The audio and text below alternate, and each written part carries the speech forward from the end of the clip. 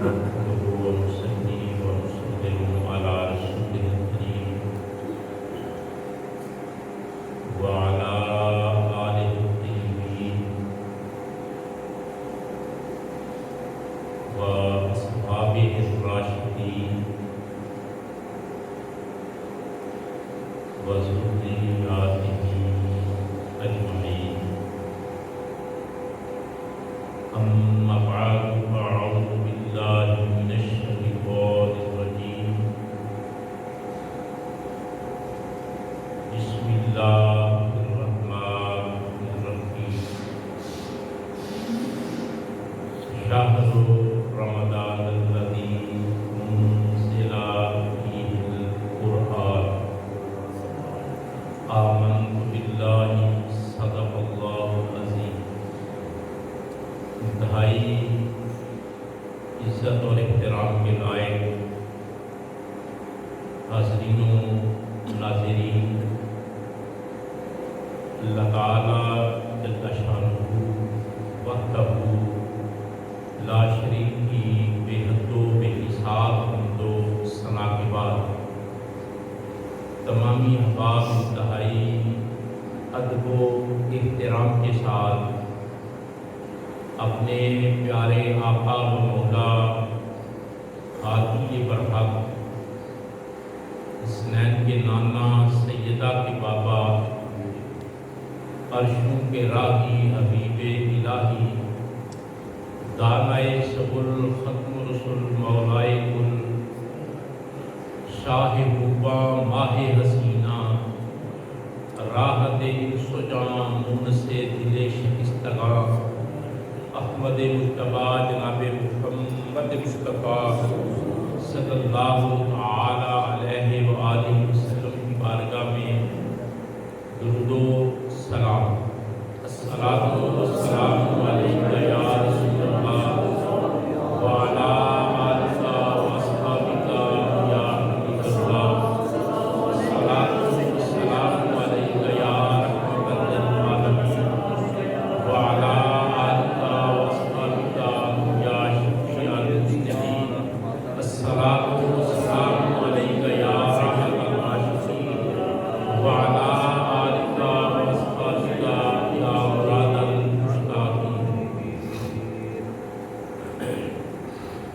وعلی گرامی، مالک کا لاکھ لاکھ شکر ہے کہ اس نے ہم جیسے عاجز بندوں کو آج بندگی کی جمعۃ المبارک کے موقع پر توفیق عطا کی ہے.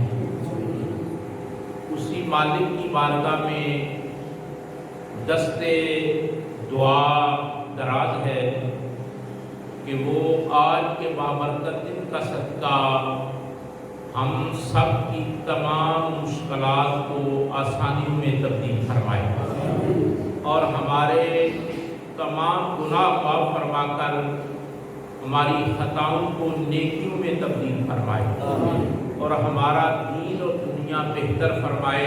آمین ثم آمین. گزشتہ جمعۃ المبارک کے موقع پر اس ناچیز نے آپ کی خدمت میں یہ بات رکھی تھی کہ انشاءاللہ العزیز آج والے جمعہ کے بارے میں کہ ہم استقبال رمضان المبارک کے حوالے سے اس کو سیلیبریٹ کریں گے، اس لیے کہ یہی طریقہ شروع سے آ رہا ہے. رسول اکرم صلی اللہ تعالی علیہ وآلہ وسلم نے خود ماہ رمضان المبارک کے استقبال پر خطبہ ارشاد فرمایا ہے. آج اسی طریقے کو زندہ کرتے ہوئے اور اسی طریقے سے فیضان لیتے ہوئے ہم بھی ہر سال حضور کے اس طریقے کو روشنی سمجھتے ہوئے، فیضان سمجھتے ہوئے मारिफत समझते हुए, अपने लिए बाइस इज्जत समझते हुए हर साल हम भी जब से यहाँ जुमातुल मुबारक का आगाज हुआ है, हम माह रमज़ानुल मुबारक के इस्तिक़बाल पर एक जुमा ज़रूर पढ़ते हैं। नबी अकरम सल्लल्लाहु तआला अलैहि वसल्लम ने इरशाद फरमाया कि वो तुम्हारा इस्तिक़बाल करेगा, तुम उसका इस्तिक़बाल करोगे। सहाबा के दरमियान हुजूर ने इरशाद फरमाया, सहाबा का जुर्मट था, सहाबाए किराम रसूलुल्लाह सल्लल्लाहु अलैहि वसल्लम के दरबार में बैठे हुए थे, तो मेरी सरकार ने इरशाद फरमाया यस्तक़बिलूनका, कि वो तुम्हारा इस्तिक़बाल करेगा, तुम उसका इस्तिक़बाल करोगे। तो जब हुजूर ने ये जुमला इरशाद फरमाया कि वो तुम्हारा इस्तिक़बाल करेगा, तुम उसका इस्तिक़बाल करोगे, तो हुजूर ने ये नहीं बताया कि किसका तुम इस्तिक़बाल करोगे, कौन तुम्हारा इस्तिक़बाल करेगा। तो फारूक आज़म हज़रत उमर रज़ियल्लाहु ताला अन्हु सरकार की बारगाह में अर्ज़ करने लगे, अल्लाह के रसूल आप फरमा रहे हैं वो तुम्हारा इस्तिक़बाल करेगा, तुम उसका इस्तिक़बाल करोगे, क्या कोई लश्कर आने वाला है, कोई बादशाह आने वाला है, कोई आने वाला है? तो हुजूर ने फरमाया ना लश्कर आने वाला है, ना कोई बादशाह आने वाला है, माह रमज़ानुल मुबारक खुदा का मेहमान बनकर आने वाला है। आप गौर करें ना क्या अंदाज था। हुजूर ने फरमाया तुम उसका इस्तिक़बाल करो, क्या बात, और वो तुम्हारा इस्तिक़बाल करेगा। नाम नहीं लिया, फरमाया वो तुम्हारा इस्तिक़बाल करेगा, तुम उसका इस्तिक़बाल करोगे। आप सहाबा ने सोचा शायद कोई लश्कर आने वाला है, कोई कबीला हमला करने वाला है, कोई बाहर से कोई सफीर आने वाला है, कोई वफ्द आने वाला है, कोई बादशाह आने वाला है। तो हजरत उमर फारूक आज़म रज़ियल्लाहु ताला अन्हु से ना रहा गया, पूछा अल्लाह के रसूल वो हमारा इस्तिक़बाल करेगा, हम उसका इस्तिक़बाल करेंगे, जरा अपनी ज़ुबान नबुव्वत से ये तो इरशाद फरमाए आने वाला कौन है। तो मेरे पाक पैगंबर ने अपनी पाक ज़ुबान से इरशाद फरमाया आने वाला माहे रमज़ान है, आने वाला माहे रमज़ान है।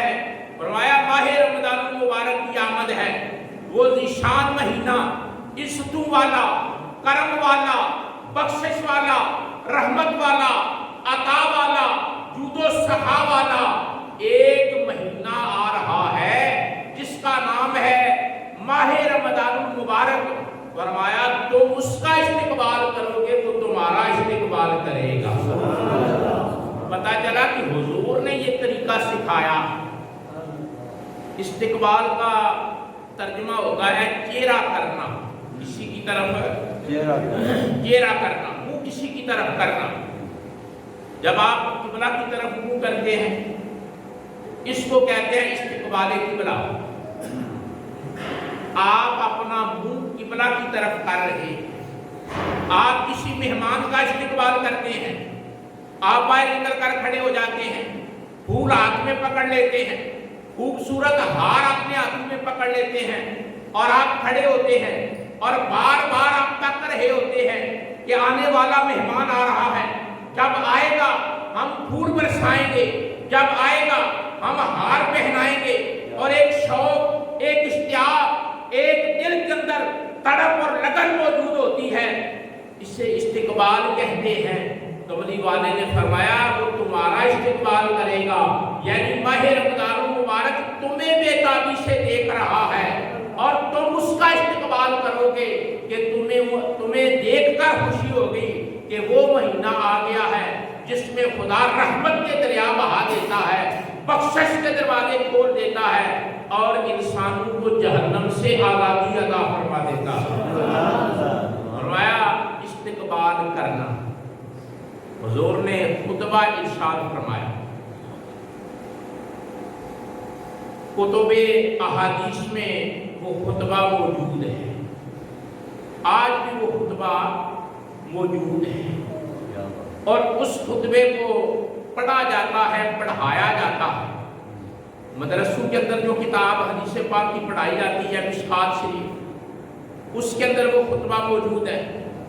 5ویں سال کے اندر ہمیں وہ کتاب پڑھائی جاتی ہے۔ جب آدمی کتابیں پڑھتے ہوئے 5واں سال ہوتا ہے نا، تو جس وقت ہم پڑھے تھے 5ویں سال میں مشکوٰۃ شریف پڑھائی جاتی تھی، اس کے اندر وہ خطبہ موجود ہے اور اس خطبے کو بیان کیا ہے حضرت سلمان فارسی رضی اللہ تعالیٰ عنہ، یعنی جس صحابی نے یہ بیان کیا کہ حضور نے خطبہ دیا اور یہ بات کی، اس صحابی کا نام ہے حضرت سلمان فارسی رضی اللہ تعالیٰ عنہ۔ کئی بار عرض کیا ہے، ایمان تازہ کرنے کے لیے دہرا لیتے ہیں، یہ وہ صحابی ہیں جن کو حضور نے اپنی اہل بیت میں داخل کیا ہے۔ سبحان اللہ، کل فرق ہو سبحان اللہ۔ سبحان اللہ۔ آدمی پردیسی ہے، دیار غیر سے تعلق رکھتا ہے، لیکن حضور کا وفادار ہے، حضور کی وفا اپنے دل میں رکھتا ہے۔ حضور نے یہ نہیں دیکھا کہ یہ کوئی عرب کے رہنے والا ہے، حضور نے یہ نہیں دیکھا کہ یہ ہمارا کوئی رشتہ دار ہے، حضور نے یہ نہیں دیکھا کہ اس کا پیچھے کوئی نہیں دیکھا، یہ اسلام کا وفادار ہے۔ حضور نے حضرت سلمان فارسی کو اپنی اہل بیت میں شامل کیا۔ ایمانداری سے بتائیں، یہ تھوڑا اعزاز ہے کہ کسی فرد کو کلمہ پڑھ لے آدمی، یہ بڑا اعزاز ہے، کلمہ نصیب ہو جائے یہ بڑا اعزاز ہے۔ کیا شان ہوگی اس صحابی رسول کی جسے حضور نے فرمایا کہ ہماری اہل بیت میں شامل ہے۔ اس کا پنجابی میں ترجمہ پتہ ہے کیا بنتا ہے؟ تم تے ساڈے گھر دا بندہ ہے، یہ ترجمہ بنتا ہے، تم تے ساڈے گھر دا بندہ ہے نا، یعنی حضرت سلمان فارسی کو حضور نے فرمایا۔ خندق کھودی جا رہی، ایک جنگ کا نام ہے جنگ خندق، خندق کھودی جا رہی تھی، یہ جو بند بنایا جاتا ہے اس کو خندق کہتے ہیں۔ خندق کھودی جا رہی تھی، جیسے ہمارے یہ سینٹرل ڈیفنس لائن ہے، تو جو مہاجر تھے نا، انہوں نے دیکھا حضرت سلمان فارسی کو کدال چلاتے ہوئے، کئی چلاتے ہوئے، تو جس فن سے وہ کئی چلا رہے تھے نا، کسی چلا رہے تھے، کدال چلا رہے تھے، مہاجروں نے دیکھا اور کہا یہ ہمارے ہیں۔ کیا کہا؟ جو انصار تھے نا، مدینہ شریف کے رہنے والے، انہیں انصار کہا جاتا ہے، انہوں نے جب دیکھا کہ یہ کمال طریقے سے کسی چلا رہے ہیں، کدال چلا رہے ہیں اور بڑی تکنیک سے ٹپا لگاتے ہیں، مٹی کو باہر نکالتے ہیں، ان کا جوہر دیکھا، کمال دیکھا، ہنر دیکھا، سلیقہ طریقہ دیکھا، تو انصار کہنے لگے یہ ہمارے ہیں، مہاجر کہنے لگے یہ ہمارے ہیں، اور انصار کہنے لگے ہمارے ہیں۔ بات حضور تک پہنچی، حضور نے فرمایا یہ تمہارے نہیں یہ ہمارے ہیں، یہ تمہارے نہیں یہ ہمارے ہیں۔ اس موقع پہ حضور نے فرمایا سلمان من اہل البیت، فرمایا سلمان ہمارے ہیں۔ سچ سے بتائیں کلیجہ ٹھر جاتا ہے، روح باغ باغ ہو جاتی ہے کہ جس غلام کو حضور فرمائیں یہ ہمارے ہیں، یہ وہ کسی شاعر نے کہا ہے نا کہ میدان معاشر لگا ہو، میدان معاشر سجا ہو، مزہ تو تب ہے سرکار محشر میں کہہ دیں وہ دیکھو ہمارا غلام آ رہا ہے۔ کہ آدمی اس طرح زندگی گزارے، اس طرح زندگی گزارے، اس طریقے سے زندگی گزارے کہ محشر کا میدان ہو اور آدمی محشر کے میدان میں جائے اور رسول اللہ دیکھ کر فرمائے وہ دیکھو ہمارا غلام آ رہا ہے۔ مزہ تو تب ہے سرکار سر محشر کہہ دیں وہ دیکھو ہمارا غلام آ رہا ہے۔ محشر تو قیامت کے بعد برپا ہوگی۔ کملی والے نے سلمان فارسی کو سندبیگ میں کہہ دیا کہ سلمان من اہل البیت، سلمان ہمارے اہل بیت میں داخل ہیں۔ وہ سے آپ روایت کرتے ہیں خطبہ جو حضور نے ارشاد فرمایا،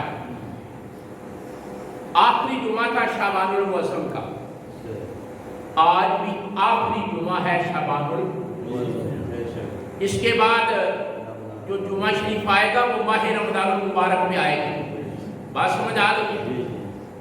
تو حضور نے ماہ شعبان المعظم کے آخری جمعے کے موقع پر صحابہ کے درمیان خطبہ ارشاد فرمایا، اور اس خطبے کو حضرت سلمان فارسی نے بیان کیا۔ 14 صدیاں گزر گئی، کوئی ممبر ایسا نہیں جس ممبر پر وہ خطبہ نہیں پڑھا تھا۔ وہ خطبہ پڑھا، اس خطبے کا خلاصہ عرض کرتا ہوں، پھر آگے چلتے ہیں۔ حضور نے فرمایا تمہارے اوپر سایہ فگن ہو رہا ہے۔ حضور نے دیکھی کس طرح حضور نے وضاحت فرمایا تمہارے سروں کے اوپر سایہ فگن ہو رہا ہے، یعنی تمہارے سروں کے اوپر تمبو کی طرح تن رہا ہے، تمہارے سروں کے اوپر کوئی چیز سایہ کر رہی ہے، سایہ کی طرح تمہارے سروں کے اوپر کوئی چیز آ رہی ہے۔ عرض کی اللہ کے رسول وہ کیا چیز ہے؟ فرمایا ایک بڑی شان والا، ایک بڑی آن والا، ایک بڑے احترام اور اکرام والا، ایک کرم والا، رحمت اور بخشش والا مہینہ آ رہا ہے۔ جب حضور نے یہ بیان کیا نا کہ تمہارے سروں کے اوپر ایک مہینہ سایہ فگن ہو رہا ہے، تو صحابہ نے پوچھا یا رسول اللہ اس کا مطلب کیا ہے؟ فرمایا وہ جو مہینہ تمہارے سامنے آ رہا ہے جس کا نام ہے ماہ رمضان المبارک، اس مہینے میں اگر آپ ایک نیکی کریں گے تو کم از کم 70 نیکیوں کا ثواب ملے گا، زیادہ کا حساب نہیں۔ آپ ایک نیکی کریں گے ماہ رمضان المبارک میں تو کم از کم 70 نیکیوں کا ثواب ملے گا۔ عام حالات میں کتنا ثواب ملتا ہے؟ من جاء بالحسنۃ، جو کوئی ایک نیکی کرے اللہ فرماتا ہے اس کو 10 نیکیوں کا ثواب دیا جاتا ہے۔ لیکن جو مہینہ آنے والا ہے، جو مہمان بن کر خدا کی طرف سے رحمت کا سایہ کرنے والا ہے، جو ماہ رمضان المبارک کہلاتا ہے، اس مہینے میں آپ ایک نیکی کریں گے تو کم از کم 70 نیکیوں کا ثواب ملے گا، اور زیادہ کا کوئی حساب نہیں۔ فرمایا نفل پڑھو گے تو فرضوں کا ثواب ملے گا، فرض پڑھو گے تو 70 فرضوں کا ثواب ملے گا۔ اس طرح حضور نے اپنی پاک زبان سے اس مہینے کے بارے میں فرمایا یہ سایہ کر لیتا ہے۔ یہ لفظ کیوں استعمال کر دیا کہ تمہارے اوپر سایہ کر لیتا ہے؟ اس لیے کہ اللہ کی رحمت اور بخشش کے دروازے کھل جاتے ہیں۔ حضور نے فرمایا اذا داخل رمضان، جب ماہ رمضان داخل ہوتا ہے، اس لفظ کو اکیلے استعمال نہیں کرنا، یعنی صرف یہ نہیں کہنا رمضان، ماہ رمضان یا رمضان کا مہینہ یا شہر رمضان۔ علماء فرماتے ہیں کہ ایک محدثین کی مفسرین کی جماعت نے یہ کہا ہے کہ یہ اللہ کا نام ہے، یہ اللہ کا نام ہے، لہذا جب مہینے کے طور پہ لینا ہے تو آپ نے اس کے ساتھ لفظ ماہ کا استعمال کرنا ہے۔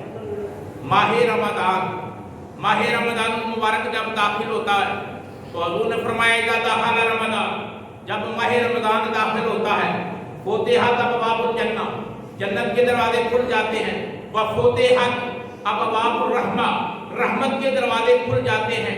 آپ ذرا غور کریں، حضور فرما رہے ہیں فتحت ابواب السماء، یعنی فرمایا رحمت کے دروازے کھل گئے، جنت کے دروازے کھل گئے، آسمان کے دروازے کھل گئے۔ میں آپ کی خدمت میں عرض کرنا چاہتا ہوں آسمانوں کے دروازے کھلے ہو، رحمت کے دروازے کھلے ہو، بخشش کے دروازے کھلے ہو، جنت کے دروازے کھلے ہو، تو اسی لیے تو حضور فرما رہے ہیں کہ یہ تمہارے اوپر سایہ فگن ہو رہا ہے۔ جیسے ہی ماہ رمضان المبارک کا چاند نظر آتا ہے خدا کی رحمت تمبو کی طرح تمہارے اوپر سایہ کر دیتی ہے. نعرہ تکبیر، نعرہ رسالت، نعرہ حیدر. جیسے ہی چاند نظر آئے گا آپ نے اس کا شوق سے استقبال کرنا ہے. استقبال ہمیشہ شوق سے کیا جاتا ہے. میں نے مثال دی نا کہ آپ کے گھر مہمان آتے ہیں، بارات آتی ہے، چلو مثال لیتے ہیں کسی کے گھر بچی کی بارات آتی ہے، تو جب وہ بارات مہمان قریب آتے ہیں تو جو اہل خانہ ہوتے ہیں جنہوں نے رشتہ داری کی ہوتی ہے وہ باہر نکل کر استقبال کرتے ہیں یا نہیں کرتے ہیں؟ کیوں استقبال کرتے ہیں؟ نہ بھی کریں تو کوئی مسئلہ نہیں، لیکن وہ استقبال کیوں کرتے ہیں؟ استقبال اس لیے کرتے ہیں کہ آنے والوں کو پتہ چلے کہ انہیں ہمارا چاہ ہے، ہمارا شوق سے استقبال کر رہے ہیں، ہمارے آنے کی خوشی ہے اور یہ ہمیں جی آئیں کہہ رہے ہوتے ہیں. مطلب یہ ہے کہ استقبال کا معنی یہ بنتا ہے، کملی والے نے فرمایا تم اس کا استقبال کرو، وہ تمہارا استقبال کرے گا. مطلب کیا ہوگا؟ مطلب یہ نکلے گا کہ جیسے ہی ماہ رمضان المبارک کا چاند نظر آئے گا تو رمضان المبارک کا مہینہ کہے گا گنہگارو تمہاری بخشش کے لیے آ گیا ہو، اور گنہگار کہیں گے اہلاً سہلاً ہم اپنی بخشش کروانے کے لیے تیرا انتظار کر رہے ہیں. استقبال کا مطلب سمجھے. آپ نے اس مہینے کا استقبال کرنا، ایک بار یہ تجربہ کر کے دیکھ لیں، شوق سے ماہ رمضان المبارک کا استقبال کریں. حضور نے فرمایا اہل قبلہ جیسے ہی چاند نظر آتا ہے، ماہ رمضان المبارک کا چاند نکلتا ہے، حضور نے فرمایا اہل قبلہ کو، ہم اہل قبلہ، ہم قبلہ والے ہیں، ہم خدا والے، مشکل بات، ہم خدا والے ہیں، ہم مصطفیٰ والے ہیں، ہم قرآن والے ہیں، ہم ماہ رمضان والے ہیں، ہم قبلہ والے ہیں. یہ ہماری پہچان ہے. ہم خدا والے، ہم مصطفیٰ والے، ہم قرآن والے، ہم ماہ رمضان والے، جناب ہم قبلہ والے. تو جناب حضور نے فرمایا جب ماہ رمضان المبارک کا چاند نکلتا ہے اللہ اہل قبلہ کو جو قبلہ کی طرف منہ کر کے نماز پڑھتے ہیں رب انہیں پہلی رات کو بخشش عطا فرما دیتا ہے. پہلی رات کو بخشش کن کو؟ اہل قبلہ. اہل قبلہ کون ہے قاری صاحب؟ جو اپنے ہاتھ اٹھا کر اللہ اکبر کہہ کر سارا سال کہتے رہتے ہیں منہ طرف کعبہ شریف، منہ طرف کعبہ شریف، وہ اہل قبلہ ہے. فرمایا جیسے ماہ رمضان المبارک آتا ہے تو جو اہل قبلہ ہے جو قبلہ کی طرف منہ کر کے اپنے ہاتھ اٹھاتے ہیں اور اعلان کرتے ہیں اے اللہ تیری بندگی کے لیے ہم تجھے دیکھ نہیں سکتے، تجھے مل نہیں سکتے، لیکن تیری بندگی کے لیے تیرے گھر کی طرف منہ کر رہے ہیں. تیرے گھر کو دیکھ کر بھی نئی کروڑوں ہزاروں میل دور ہم منہ ادھر کر کے تیری بندگی کر رہے ہیں. حضور نے فرمایا جن لوگوں کی یہ عادت ہوتی ہے جیسے ہی چاند نظر آتا ہے ماہ رمضان المبارک کا پہلی رات ان لوگوں کو بخشش عطا کر دی. کیا خیال ہے آپ استقبال کریں گے یا نہیں کریں گے؟ پر یاد رکھیں استقبال شوق سے کرنا ہے.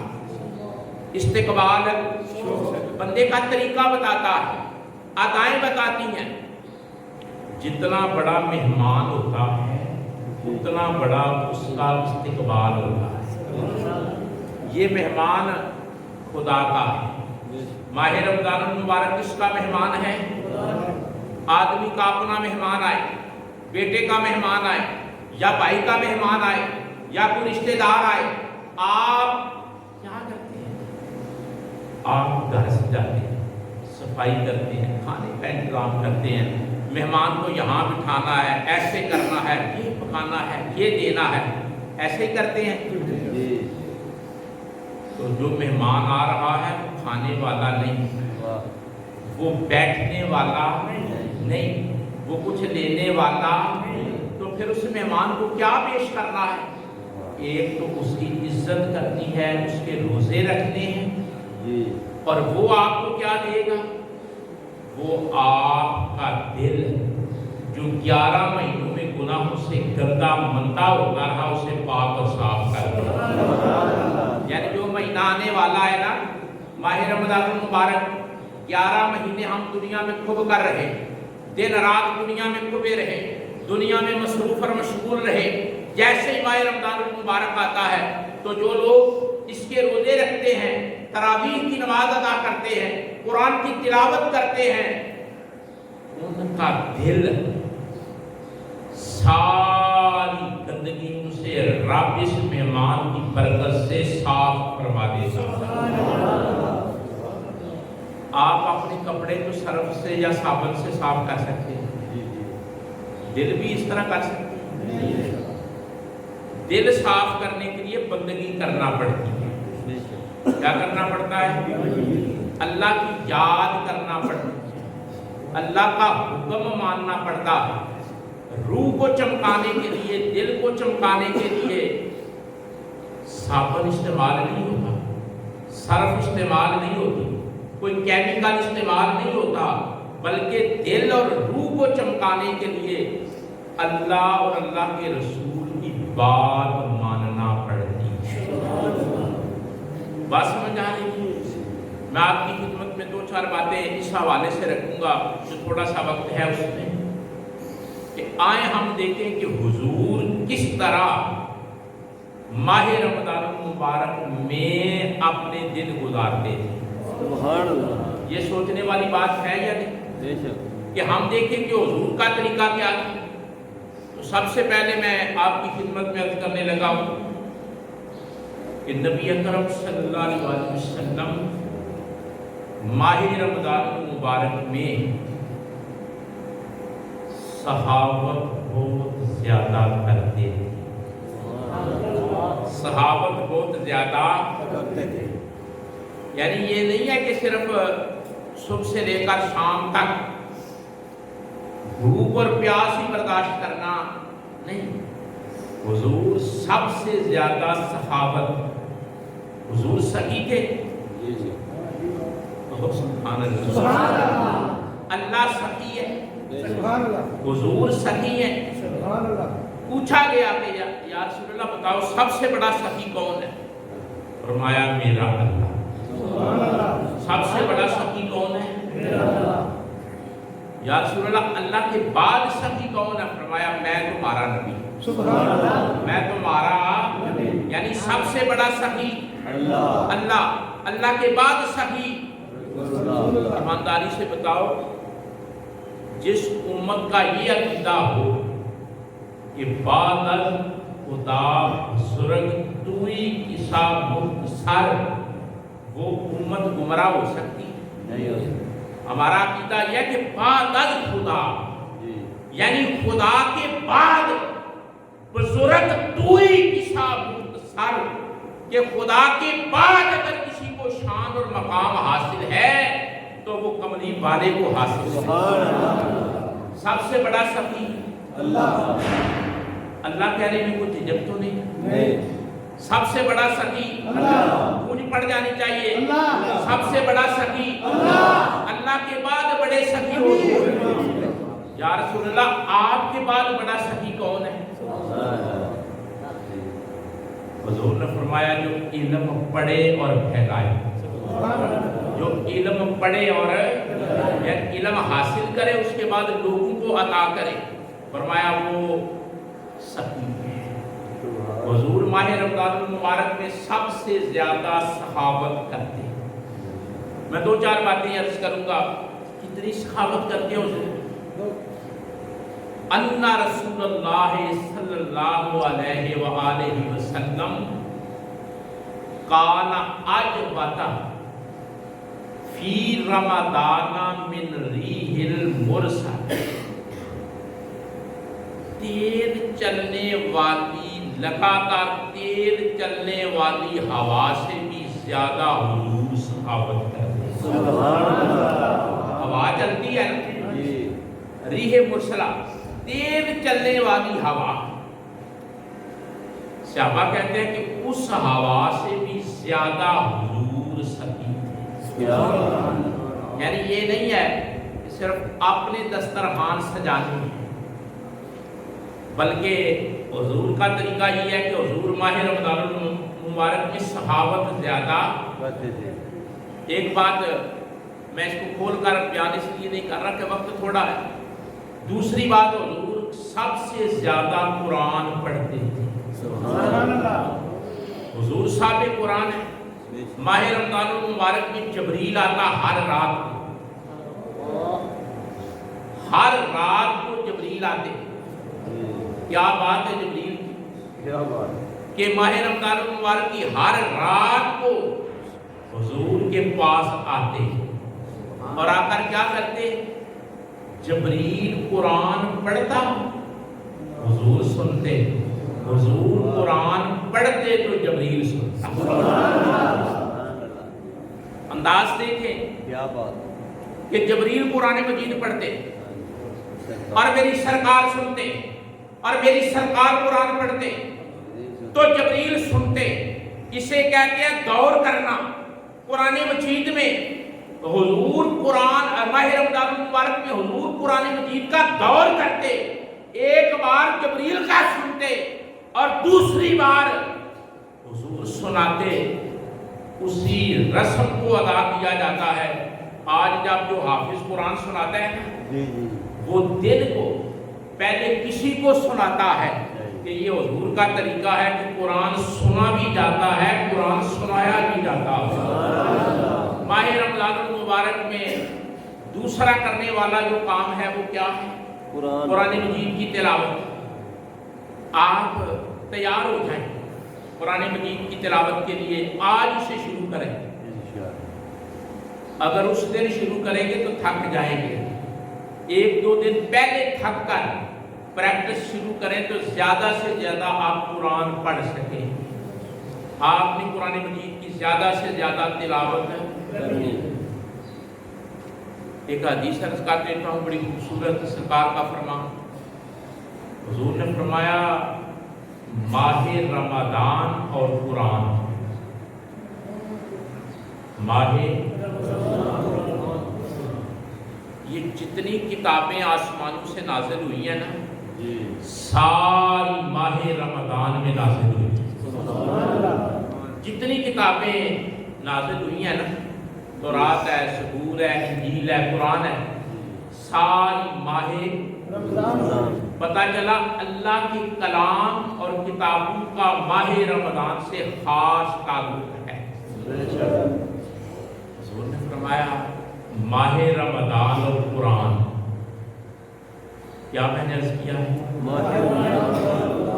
یعنی رمضان کے روزے اور قرآن کی تلاوت، روزے اور تلاوت۔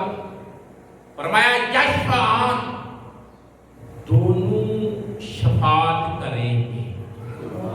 یشفعان تسمیہ کا سیغہ ہے۔ فرمایا اگر کسی نے روزے رکھے تو قیامت کے دن روزے شفاعت کریں گے۔ اگر ماہ رمضان میں کسی نے قرآن پڑھا تو قرآن شفاعت کرے گا یوم القیامہ، قیامت کے دن۔ تو پھر پتہ چلا کہ اگر ہم چاہتے ہیں کہ رمضان شریف کے روزے ہماری شفاعت کریں اور قرآن کی تلاوت ہماری شفاعت کرے، یعنی آپ ذرا غور کریں، قرآن آ کر کہے اللہ اسے بخش دے، روزے آ کر کہیں اللہ اسے بخش دے، خدا بخشش بھی عطا کرے گا اور ساری مخلوق کے سامنے پتہ چل جائے گا کہ جس کی شفاعت کرنے کے لیے قرآن آیا ہوا ہے، ماہ رمضان آیا ہوا ہے، یہ وہ خوش نصیب ہے جو روزے بھی رکھتا تھا اور قرآن بھی پڑھتا تھا۔ ایک آدمی کو پھر سمجھنے کی کوشش کریں، ایک آدمی کو یہاں ابھی بلایا جائے اور کہا جائے کہ اس کے سر پہ پگ باندھی جائے، تو سارے بندے حیران تو ہوں گے نا، کس نے کوئی کام کیا ہے؟ سارے میدان محشر میں جب بندے کے لیے قرآن آئے گا اور روزے آئیں گے اور آ کر کہیں گے اللہ تیرے اس بندے نے مجھے پڑھا، قرآن شریف کہے، اور روزے کہیں گے ہمیں رکھا تھا، عزت ہوگی یا نہیں ہوگی؟ اس بندے کا کیا حال ہوگا جس نے نہ قرآن پڑھا ہوگا نہ روزے رکھے؟ وہ بھی تو بندہ میدان محشر میں ہی ہوگا نا، وہاں کو کوٹھی تو نہیں ہونی اپنی، وہاں ساری مخلوق سامنے ہونی ہے، رشتے ٹوٹ چکے ہوں گے، رشتہ داریاں دوستیاں ختم۔ ایک بندے کے پاس قرآن اور روزے آ کر کہہ رہے ہیں یا اللہ اسے بخش دے، اور جو نہیں کرے گا وہ جب تنہائی کے عالم میں کھڑا ہوگا، سچ بتاؤ شرابور پسینے سے ہوگا یا نہیں ہوگا؟ اس لیے آنے والے مہمان کا یہ حق بنتا ہے ماہ رمضان المبارک کا کہ روزے بھی رکھے جائیں اور قرآن بھی پڑھا جائے۔ آپ سب کی ذمہ داری ہے، جتنے آپ بیٹھے ہیں نا، آپ کی ذمہ داری اپنے گھروں میں، اپنے محلوں میں، اپنی مساجد میں اور اپنے علاقے میں، اپنے اثر و رسوخ میں کوشش کریں کہ لوگوں کی ذہن سازی ہو کہ لوگ اس مہینے کا احترام کریں، روزے رکھیں اور قرآن کی تلاوت کریں اور 5 وقت کی نماز ادا کریں۔ یہ ہم سب کی ذمہ داری ہے۔ کیا خیال ہے یہ صرف میری ذمہ داری ہے؟ میری ذمہ داری یہاں مسجد تک کہ آپ کو بات بتا دیں، آپ کی ذمہ داری اپنے گھروں میں اس بات کو نافذ کرنا اور اس کی تیاری کرنا، ماہ رمضان المبارک کے آنے کی تیاری کرنا، سارا ٹل چیزوں پر نہیں نکالنا کہ میں یہ بھی خرید لوں، یہ بھی خرید لوں، یہ بھی خرید لوں، یہ بھی خرید لوں، اور کوئی پوچھے کیا کر رہے ہو؟ کہ میں رمضان شریف کے مہینے کی تیاری کر رہا ہوں۔ ٹھیک ہے، چیزوں کی ضرورت ہوتی ہے، خریدنی چاہیے، اصل اندر کا ماحول ٹھیک کرنے کی تیاری بھی کرنی چاہیے۔ یہ جو ہے نا، اگر آپ مثال کے طور پہ میں عرض کرتا ہوں، آپ کھجوریں لے رہے ہیں، ٹھیک ہے، کھجوروں سے روزہ کھول لیں، ٹھیک ہے، کوئی منع نہیں۔ آپ بیسن خرید رہے ہیں، ٹھیک ہے، آپ اسے استعمال کریں۔ آپ پھل خرید رہے ہیں، ٹھیک ہے، آپ سودا صرف خرید رہے ہیں، ٹھیک ہے، آپ کے جسم کی ضرورت ہے، کوئی ایسا کام بھی کریں ماہ رمضان المبارک کے آنے سے پہلے کہ آپ کی روح اور آپ کا دل تیار ہو جائے رب کی رحمت کو سمیٹنے کے لیے۔ کوئی ایسا کام بھی کرنا چاہیے، آپ کا ذہن تسلیم کرتا ہے۔ دیکھیں، میں نے کل دکاندار سے تھوڑا سا سودا لیا بڑی لہری سے، تو میرے ساتھ میرے ایک ساتھی بھی تھے خالد صاحب، تو حالانکہ میرے ذہن میں یہ بات نہیں تھی، تو دکاندار کہنے لگا سر جی لگتا ہے تیاری پہ کر دیں۔ میں نے کہا وہ بات بھی ٹھیک ہے، تیاری بھی کر رہے ہیں، اصل تیاری یہ ہے کہ آپ بخشش، رحمت، کرم، عطا، خدا کی رحمت کو کیسے سمیٹنا ہے۔ تو کیا وہ کپڑے میں آتی ہے؟ کیا اللہ کی رحمت کسی کپڑے میں ڈالنی ہے؟ کیا اللہ کی بخشش کسی کمرے میں بند کرنی ہے؟ اس کا بھی تو کوئی ٹھکانہ ہے، اس کا ٹھکانہ روح اور دل ہے، روح اور دل ہے۔ آپ زیادہ تر زمیندار لوگ ہیں، کبھی گندے برتن میں کسی نے دودھ ڈالا ہے؟ نہیں۔ آپ کے علاقے میں کوئی گندا برتن اس میں دودھ ڈالا ہے کسی نے؟ نہیں ڈالا، لیکن اگر کوئی ڈال لے تو دودھ خراب ہو جائے گا۔ دودھ نے کو کہنا ہے کہ میں اس میں نہیں جاتا۔ آپ گندے برتن میں دودھ ڈالیں گے، دودھ کا ستیہ ناش کر دیں گے۔ آپ ذرا خیال کریں، میں عرض کیا کرنا چاہتا ہوں، اللہ کی رحمت، اللہ کی بخشش، خدا کا کرم، خدا کی की अता, क्या गंदा और मंदा बंदा समेटेगा? नहीं, गंदा और मंदा पहले तैयारी करेगा। किस तरह मैंने रब की रहमत को अपने सीने के अंदर, अपनी रूह के अंदर, अपने दिल के अंदर उतारना है, वो तैयारी करने का तरीका मैं बता देता हूं। अमल करेंगे तो बेड़ा पार हो जाएगा। अंदर भी साफ करना चाहिए, करना चाहिए, अंदर भी साफ।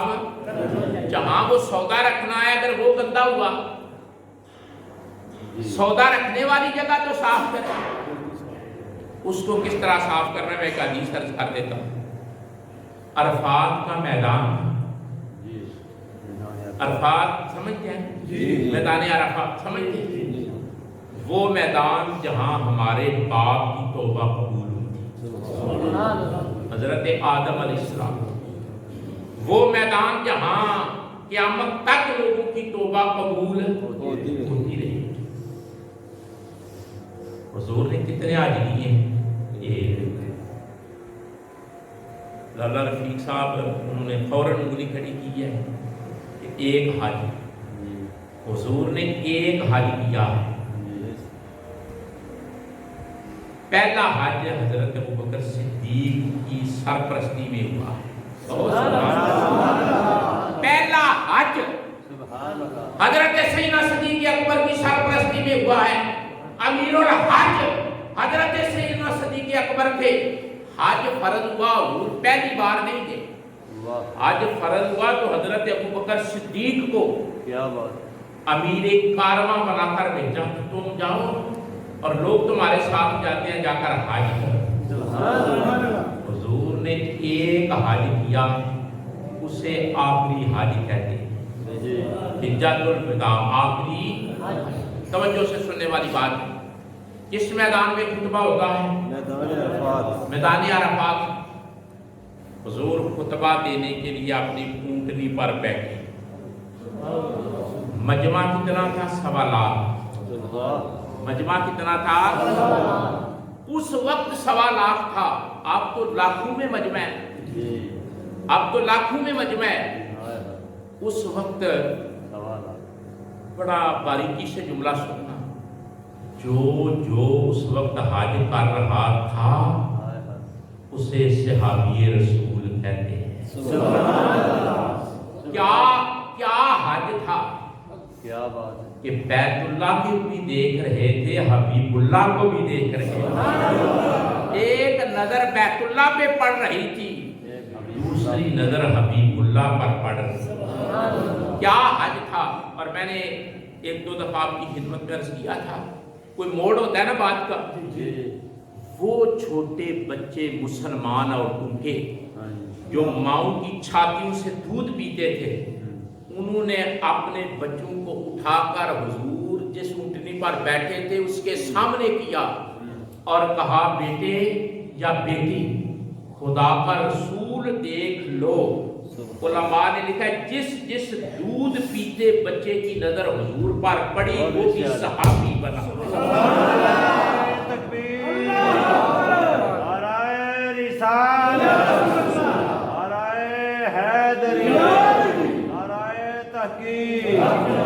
आप देखें कि उन लोगों को शौक कितना था।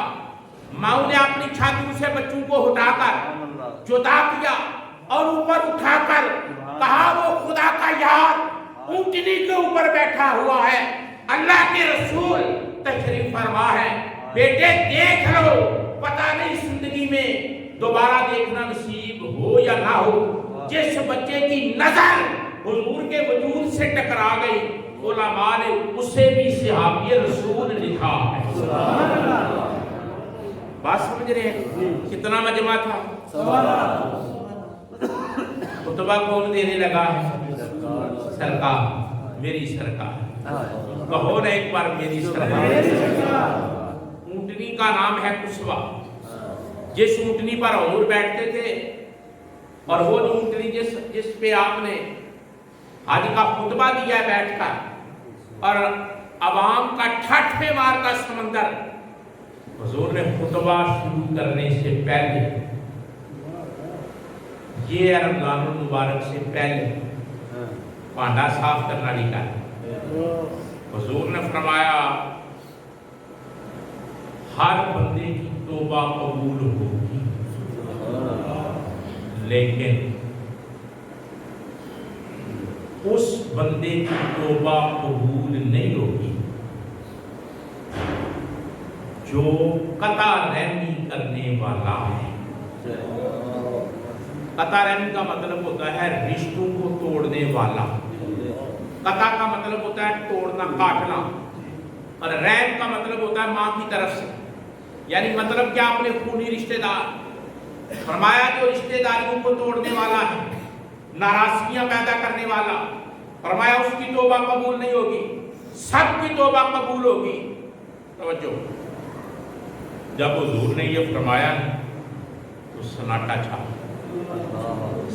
छा गया।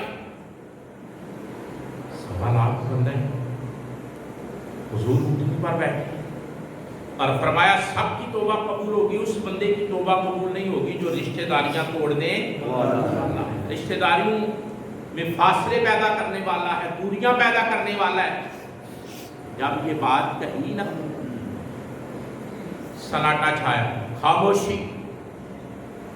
एक नौजवान मजमे से निकला। बड़ी बात, 1.25 लाख बंदे के सामने आदमी जाहिर हो के मैं वो एक नौजवान निकला और निकल कर सर झुकाकर मजमे से औरतों की तरफ, जिस तरफ औरतें थी ना उस तरफ वो निकल पड़ा। अब हुजूर भी उसे देख रहे हैं, सारे मर्द छोटे बड़े उसे देख रहे हैं, किधर जाता है, क्या करता है। जब निकल कर जिधर औरतें थी ना उस मजमे में गया और वहां उसकी खाला हज के लिए आई हुई थी और वो अपनी खाला से नाराज था, खाला उससे नाराज थी। वो खाला से नाराज था और खाला उससे नाराज थी।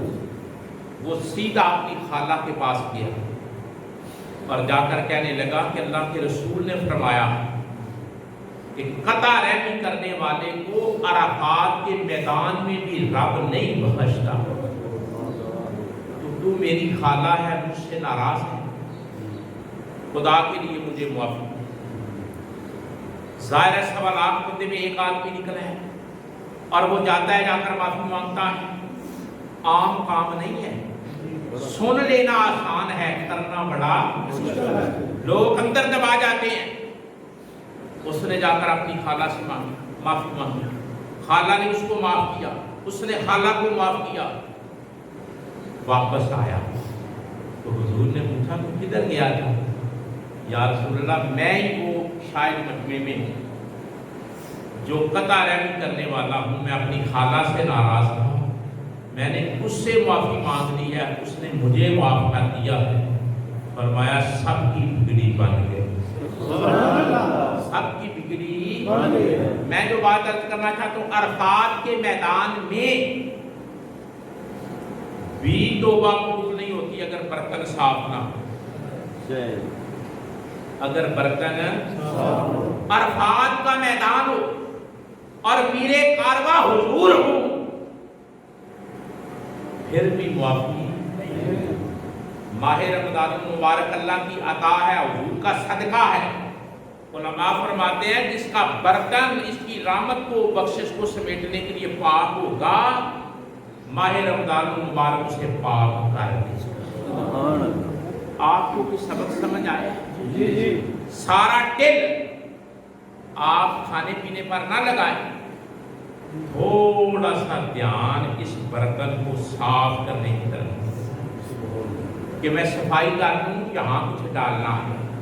डालना आपने अल्लाह की रहमत बख्शिश को है। अगर आप इस दिल की सफाई करके माह रमज़ान मुबारक का इस्तेक़बाल करेंगे, हो ही नहीं सकता मेरा रब आपको बख्शिश नकार। छोटी सी बात अर्ज करके फिर समेट लेते हैं, 2-4 मिनट ही अभी ऊपर हुए हैं, कोई बात नहीं।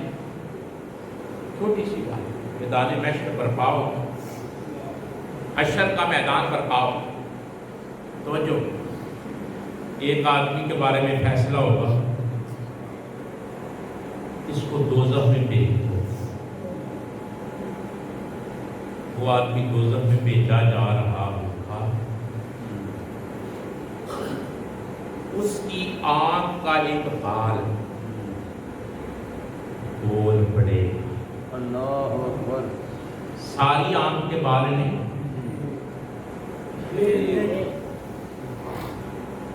क़यामत के मैदान में हाथ भी बोलेंगे। मेरी बात नहीं है, रब खुद फरमाता है बोलेंगे। सूरह यासीन पढ़े, हाथ बोलेंगे, पाँव बोलेंगे, जुबान बंद होगी, दूसरे जिस्म के हिस्से बोलेंगे।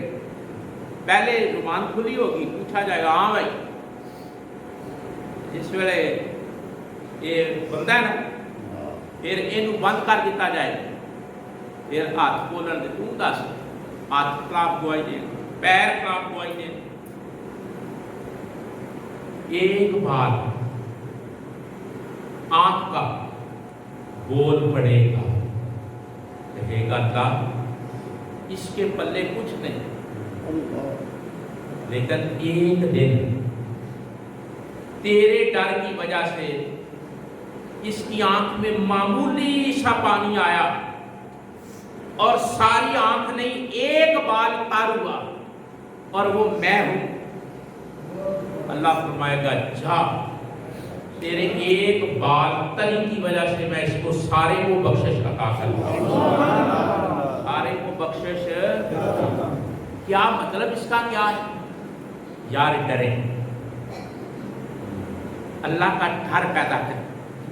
थोड़ी सी जिंदगी है, अल्लाह का खौफ पैदा करें, और जब खौफ पैदा हो जाता है फिर नमाज पढ़ने को भी जी, फिर लंबा दिन जितना मर्जी लंबा हो, रोज़ा रखने को जी, नमाज पढ़ने को जी, तरावी पढ़ने को, कुरान पढ़ने को, दुरूद पढ़ने को, बख्शिश मांगने को जी।